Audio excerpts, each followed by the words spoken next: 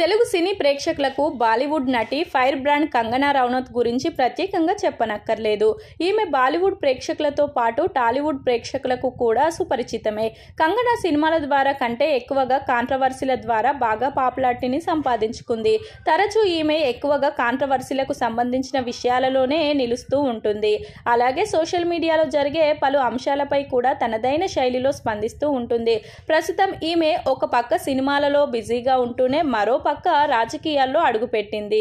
BJP అభ్యర్థిగా హిమాచల్ ప్రదేశ్లోని మండి నియోజకవర్గం నుంచి పోటీ చేసిన ఆమె 74,000కు పైగా ఓట్ల తేడాతో కాంగ్రెస్ అభ్యర్థి విక్రమాదిత్య సింగ్ పై విజయం సాధించిన సంగతి తెలిసిందే. గెలిచిన అనంతరం ఆమె ఇలా చెప్పుకొచ్చారు.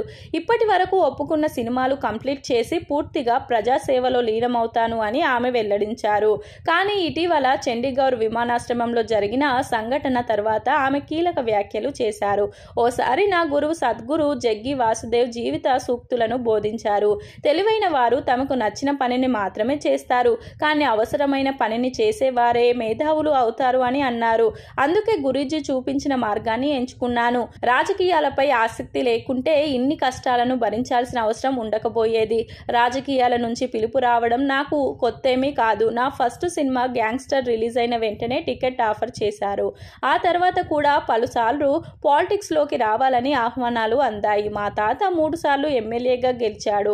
ఆ సక్సెస్ ఉంది కనుకే మమ్మల్ని పదే పదే పాలిటిక్స్లోకి రమ్మని ఆహ్వానించేవారు. నాతో పాటు మా నాన్నని చెల్లిని కూడా పిలిచేవారు. కానీ సరైన టైం కోసం ఎదురు చూశాను అని చెప్పుకొచ్చింది కంగనా. అలా రాజకీయాల కంటే సినిమాల బెటర్ అన్న విధంగా ఆమె కామెంట్లు చేయడంతో అవి కాస్త ప్రస్తుతం సోషల్ మీడియాలో వైరల్గా మారాయి.